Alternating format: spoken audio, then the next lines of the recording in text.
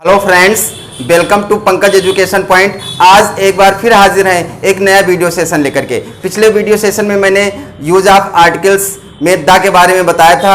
उसमें कुछ रूल्स बताए गए थे, कुछ रूल्स शेष रह गए थे, तो बाकी बचे हुए रूल्स को आज हम लेकर के आए हैं यूज ऑफ द पार्ट 2 में। तो शेष बचे हुए रूल्स को आज हम देखते हैं। डायरेक्शन, दिशाओं के नाम के साथ द का यूज किया भी जाता है और द का यूज नहीं भी किया जाता है। तो आज हम ये देखेंगे कि किस कंडीशन में दिशाओं के नाम के साथ द का यूज किया जाता है और किस कंडीशन में दिशाओं के नाम के साथ द का यूज नहीं किया जाता है।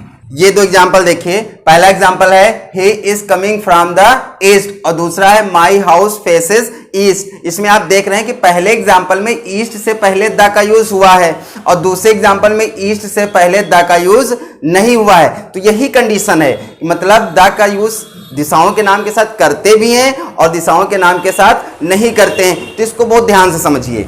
यहां पर ईस्ट से पहले द का यूज हुआ है, वो इसलिए हुआ है क्योंकि दिशा के नाम से पहले कोई प्रीपोजिशन आया है। तो कंडीशन ये है कि यदि दिशाओं के नाम से पहले कोई प्रीपोजिशन आए तो उस दिशा के नाम के साथ द का यूज किया जाता है, और यदि दिशा के नाम से पहले कोई प्रीपोजिशन ना आए तो वहां पर द का यूज नहीं होता है। ये कंडीशन है कि दिशाओं के नाम के साथ कब द का यूज किया जाता है और कब द का यूज नहीं किया जाता है। अगला रूल देखते हैं। जनरली ये होता है कि सभी कॉमन नाउन्स के साथ द का यूज किया जाता है, लेकिन उसमें भी कंडीशन है। कंडीशन ये है कि यदि कॉमन नाउन इंटायर कैटेगरी को एक्सप्रेस करता है तो उसके साथ हम द का यूज करेंगे, और यदि कॉमन नाउन एंटायर कैटेगरी को एक्सप्रेस ना करके किसी पर्टिकुलर को प्रदर्शित करता है तो वहां पर हम द का यूज नहीं करते हैं। जैसे ये लिखा है the cow is a pet animal, the cow is a pet animal, और दूसरा अगर ये है आई हैव अ काउ।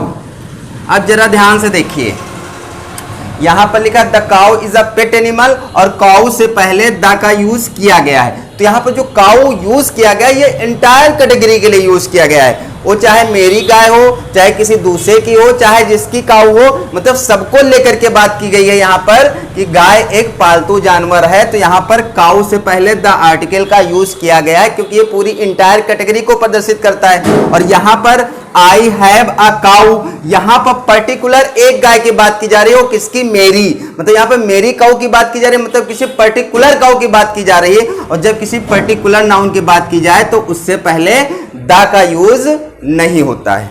तो इन कंडीशन में कॉमन नाउन के साथ द का यूज करते हैं। अब विद्यार्थियों के सामने सबसे बड़ी दिक्कत यह आती है कि उन कॉमन नाउन को पहचानेंगे कैसे। तो मैं एक सीधा सा फार्मूला बताता हूं कि कॉमन नाउन कैसे पहचानेंगे। ध्यान से सुनिए। हम कुछ भी देखते हैं वो सब कॉमन नाउन है। मैं सामने साइकिल देख रहा हूं, मैं सामने टेबल देख रहा हूं, मैं सामने चेयर देख रहा हूं, मैं सामने एक मोटरसाइकिल देख रहा हूं, मैं सामने एक ट्रक देख रहा हूं, मैं सामने एक पेन देख रहा हूं। तो ये सब क्या है? Common noun. अब बात ये कि इन्हीं वस्तुओं का अगर कोई विशेष नाम है, कोई पर्टिकुलर नेम है, तो बन जाता है प्रॉपर नाउन। मैं एक लड़का देख रहा हूं तो लड़का क्या है? Common noun. और उस लड़के का नाम महेश है तो महेश क्या है? Proper noun. मैं एक चेयर देख रहा हूं तो चेयर क्या है? Common noun. लेकिन वो चेयर किस कंपनी की है? सेलो की है तो सेलो क्या है? Proper noun. मैं एक साइकिल देख रहा हूं तो साइकिल क्या है? Common noun. लेकिन वो साइकिल हीरो की है तो हीरो क्या है? Proper noun. मतलब ये डिफरेंस है। अब एक चीज और देखिए, मैं सामने चेयर देख रहा हूं, चेयर कॉमन नाउन, सेलो की है तो सेलो हो गया प्रॉपर नाउन। अब चेयर बनी किसकी है? चेयर बनी है प्लास्टिक की बनी है तो यहां पर प्लास्टिक क्या हुआ? Material noun. साइकिल मैंने देखी तो साइकिल है कॉमन नाउन, साइकिल हीरो की है तो हीरो हुआ प्रॉपर नाउन, और साइकिल बने लोहे की है तो लोहा क्या है? Material noun. आशा करता हूं मिस यहां पर तीनों चीज क्लियर हो गई कि मटेरियल नाउन क्या है, प्रॉपर नाउन क्या है और कॉमन नाउन क्या है। तो एक जनरल सा फार्मूला है, इससे आप आसानी से समझ सकते हैं कि क्या कॉमन नाउन है, क्या प्रॉपर नाउन है और क्या मटेरियल नाउन है। अगला रूल देखते हैं।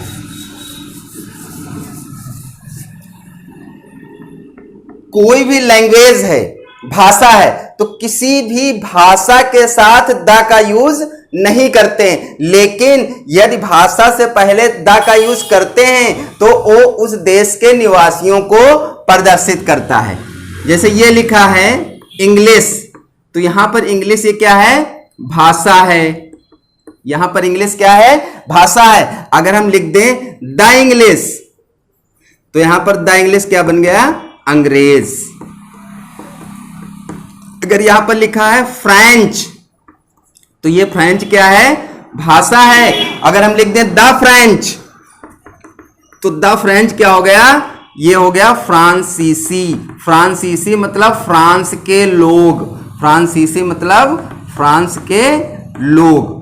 तो इस प्रकार कोई भाषा है, अगर उससे पहले हम द का यूज कर देंगे तो उस देश के निवासियों को प्रदर्शित करेगा। और भाषा, अगर हमको भाषा दिखाना है तो भाषा से पहले द का यूज नहीं करते हैं। अब देखिए अगला रूल, किसी भी प्रॉपर नाउन के साथ द का यूज नहीं किया जाता है, बशर्ते वो कॉमन नाउन की तरह ना यूज किया गया हो। अगर कोई प्रॉपर नाउन कॉमन नाउन की तरह यूज किया जाता है तब तो उसके साथ द लगाते हैं, लेकिन प्रॉपर नाउन अगर जनरल वे में यूज किया गया है तो कभी भी प्रॉपर नाउन के साथ द का यूज नहीं करते हैं। जैसे महेश किसी लड़के का नाम है तो कभी भी द महेश नहीं लिखेंगे। महमूदाबाद ये किसी स्थान का नाम है तो कभी भी द महमूदाबाद नहीं लिखेंगे। कोलकाता, कोलकाता क्या है? किसी स्थान शहर का नाम है तो कभी भी द कोलकाता नहीं लिखेंगे। अगला रूल, किसी भी मटेरियल नाउन के साथ, मटेरियल नाउन और अब्स्ट्रैक्ट नाउन के साथ द का यूज नहीं होता है। इसके साथ द का यूज नहीं होता है। मटेरियल नाउन और अब्स्ट्रैक्ट नाउन के साथ द का यूज नहीं होता है। इसको एग्जांपल्स हम देखते हैं जो अक्सर एग्जाम में पूछा जाता है। जैसे ये लिखा है the glass is made of the glass. अब अगर ये सेंटेंस लिखा है the glass is made of the glass, अब इस सेंटेंस में हमको मिस्टेक पहचाननी है कि कहां पर मिस्टेक है। तो एक बात ध्यान रखेंगे कि मेड ऑफ के बाद, मेड ऑफ के बाद जो नाउन आता है वो हमेशा मटेरियल नाउन होता है। तो यहां पर ये मेड ऑफ है और मेड ऑफ के बाद आया है द ग्लास, तो यहां पर ग्लास क्या है? मटेरियल नाउन है और मटेरियल नाउन के साथ कभी भी द का यूज नहीं होता है, यानी कि ये द क्या होगा? रिमूव होगा। और ये जो द है तो ये ग्लास कॉमन नाउन है और कॉमन नाउन के साथ द का यूज किया गया। यहां पर इस ग्लास का मतलब गिलास है और इस ग्लास का मतलब कांच है। इसका मतलब ये गिलास कांच का बना है। तो यहां पर ये कॉमन नाउन है इसलिए द का यूज किया गया है। और ये मेड ऑफ द ग्लास ये कांच है, तो कांच एक मटेरियल नाउन है और मटेरियल नाउन के साथ द का यूज नहीं करते हैं। एक और एग्जांपल देखते हैं, the iron is made of the iron. ये भी सेम वैसे ही है, मेड ऑफ के बाद कोई भी नाउन आएगा तो होगा मटेरियल नाउन। तो यहां पर आयरन क्या है? मटेरियल नाउन है और यहां पर द का यूज क्या है? गलत है। और ये जो आयरन है ये कॉमन नाउन है। तो यहां पर इस आयरन का मतलब स्त्री से है। स्त्री मतलब प्रेस, तो मतलब स्त्री लोहे की बनी है, तो यहां पर लोहा मटेरियल नाउन हो गया और मटेरियल नाउन के साथ द का यूज नहीं किया जाता है। अब अगर ये लिखा है my ring is made of gold, मेरी अंगूठी सोने की बनी है, तो मेड ऑफ के बाद आया है गोल्ड, इसलिए यहां पर द का यूज नहीं किया गया है क्योंकि गोल्ड क्या है? मटेरियल नाउन है। लेकिन अगर इसी चीज को हम ऐसे लिखें the gold of my ring is pure, तो यहां पर देखिए गोल्ड से पहले द का यूज किया गया है। अब जरा अंतर समझ लीजिए कि कम मटेरियल नाउन के साथ द का यूज करते हैं और कम मटेरियल नाउन के साथ द का यूज नहीं करते हैं। वही चीज है, जब मटेरियल नाउन पूरी एंटायर कैटेगरी को एक्सप्रेस करे तो उसके साथ हम द का यूज नहीं करेंगे, लेकिन वही मटेरियल नाउन जब किसी पर्टिकुलर चीज को एक्सप्रेस करे तो वहां पर हम द का यूज करेंगे। यहां पर ये जो गोल्ड एक्सप्रेस हो रहा है ये पर्टिकुलर माई रिंग के लिए, नॉट होल कैटेगरी। ये क्या है, पर्टिकुलर माई रिंग को प्रदर्शित कर रहा है, इसलिए इससे पहले द का यूज किया गया है। इसी तरीके से अब्स्ट्रैक्ट नाउन है। अब्स्ट्रैक्ट नाउन जब इंटायर कैटेगरी को प्रदर्शित करता है तो उसके साथ द का यूज नहीं करते हैं, लेकिन यदि वह किसी पर्टिकुलर सिचुएशन को प्रदर्शित करता है, किसी पर्टिकुलर चीज को प्रदर्शित करता है, तो वहां पर भी द का यूज किया जाता है। जैसे ये लिखा है, honesty is the best policy, और दूसरा सेंटेंस है the honesty of Ram is praise वर्दी।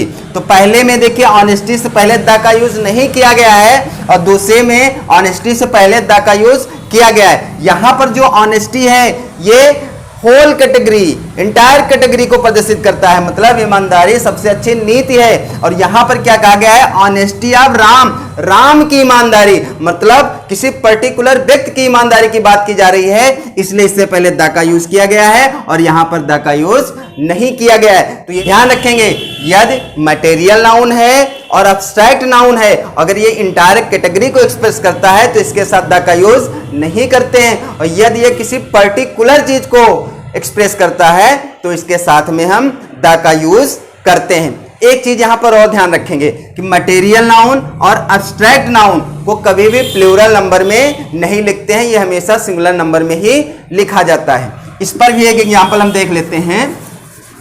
जैसे ये लिखा है, my house is made of stones and bricks. अब जरा ध्यान से देखेंगे, हमने अभी बताया कि मेड ऑफ के बाद जो नाउन आता है वो मटेरियल नाउन होता है, तो यहां पर मेड ऑफ के बाद आया स्टोन्स और आया है ब्रिक्स, ये क्या है, मटेरियल नाउन है। तो मटेरियल नाउन के साथ द आर्टिकल का यूज नहीं किया जाता है, नहीं किया गया है। अब एक चीज हमने और बताई कि मटेरियल नाउन को कभी भी प्लूरल नंबर में नहीं लिखते हैं, इसलिए स्टोन्स ये रॉन्ग है, यहां से एस हटेगा, और ये ब्रिक्स भी रॉन्ग है, यहां से एस हटेगा। सही सेंटेंस ये बनेगा, the house is made of stone and brick.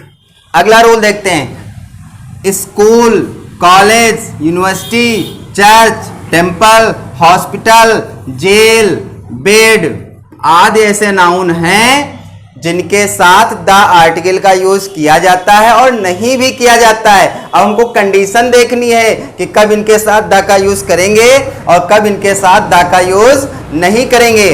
अगर ये नाउन्स अपने पर्पस के लिए यूज किए जाते हैं, अपने उद्देश्य के लिए यूज किए जाते हैं, तो इनके साथ द आर्टिकल का यूज नहीं करते हैं, और यदि इनका प्रयोग इनके उद्देश्य से हट करके होता है तो वहां पर द का यूज करते हैं। ध्यान रखेंगे, ये अगर अपने पर्पस के लिए आएंगे तो विदाउट द यूज किए जाएंगे, अगर ये पर्पस से हट करके यूज किए जाते हैं तो इनके साथ द का यूज किया जाता है। जरा इसको एग्जाम्पल से देखते हैं।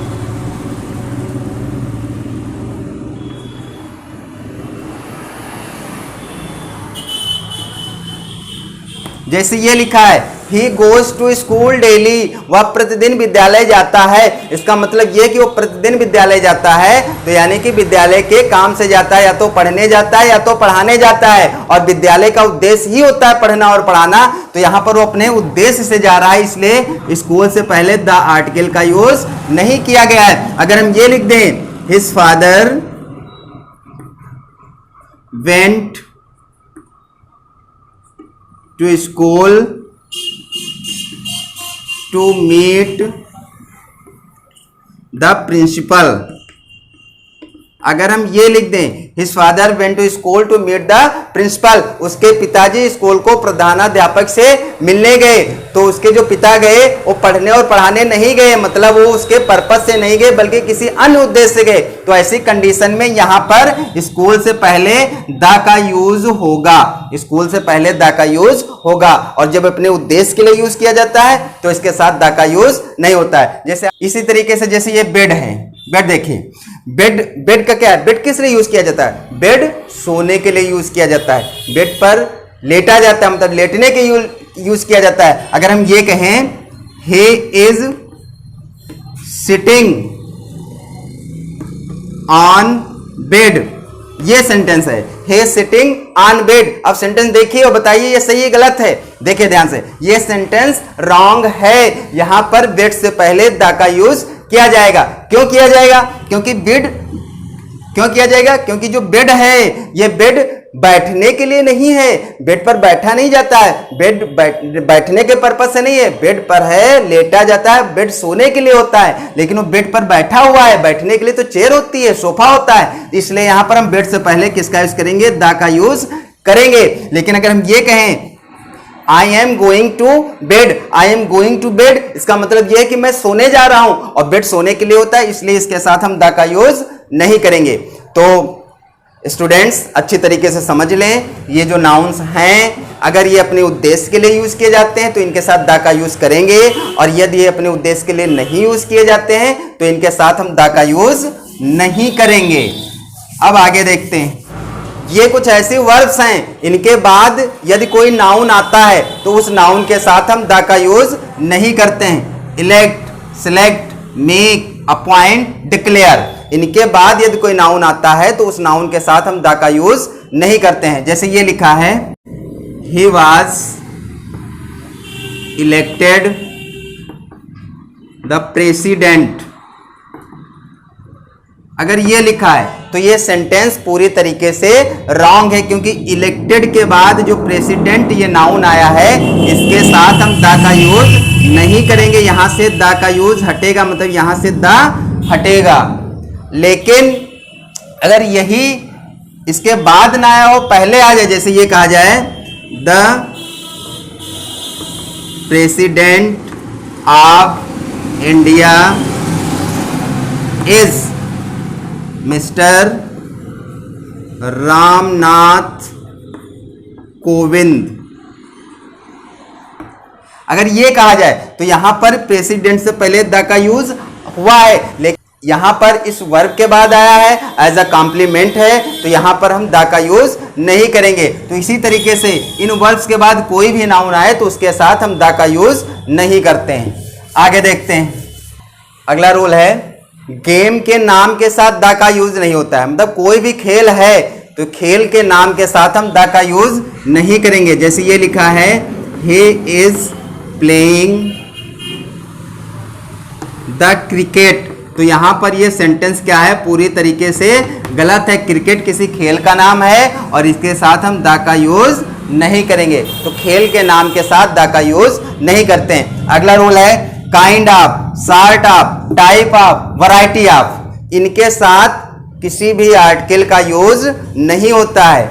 ये ध्यान से देख लीजिए, kind of, sort of, type of, variety of, इनके साथ किसी भी आर्टिकल का यूज नहीं होता है। जैसे लिखा है what kind of a man is he, अगर ये लिखा है what kind of man is he, तो यहां पर ये सेंटेंस पूरी तरीके से गलत है। काइंड ऑफ के बाद किसी भी आर्टिकल का यूज नहीं होगा, तो मतलब यहां से ए जो है ये रिमूव होगा, इसके साथ हम आर्टिकल का यूज नहीं करते हैं। तो यदि दो नाउन्स एक ही व्यक्ति, एक ही वस्तु को प्रकट करते हैं और वो एंड से जुड़े हुए हैं, तो जो नाउन पहले आएगा उसके साथ हम द का यूज करते हैं, बाद वाले नाउन के साथ हम द का यूज नहीं करते हैं। इसको ऐसे ही सेंटेंस लिखा है the principal and manager of the college is absent today, तो यहां पर दो नाउन है, एक प्रिंसिपल और एक मैनेजर। अब देखिए प्रिंसिपल से पहले द लगा है, मैनेजर से पहले द नहीं लगा है, तो इसका मतलब यह है कि ये दोनों एक ही व्यक्ति हैं, वही कॉलेज का प्रिंसिपल है और वही कॉलेज का मैनेजर है। तो जब दोनों एक ही व्यक्ति होते हैं तो पहले नाउन के साथ हम द का यूज करते हैं और दूसरे नाउन के साथ द का यूज नहीं करते हैं। लेकिन अब देखो, अगर हम दोनों के साथ द का यूज कर दें तो इसका मतलब ये हो गया कि प्रिंसिपल कोई दूसरा है और मैनेजर कोई दूसरा है, तो यहां पर दो व्यक्ति हो गए, और जब यहां पर दो व्यक्ति हो गए तो यहां पर हमको आर लगाना होगा। अगर दोनों एक ही व्यक्ति हैं तो हम पहले वाले नाउन के साथ द लगाएंगे और दूसरे वाले नाउन के साथ द नहीं लगाएंगे। तो ये रहा आर्टिकल का यूज, मतलब द का यूज। अब हम अगले वीडियो में आर्टिकल से संबंधित वेरी इंपॉर्टेंट एक्सरसाइज लेकर के आऊंगा और एक्सरसाइज की प्रैक्टिस करवाऊंगा, जो बोर्ड एग्जाम के लिए बहुत ही इंपॉर्टेंट है। तो उस वीडियो को देखना ना भूलें। थैंक्स।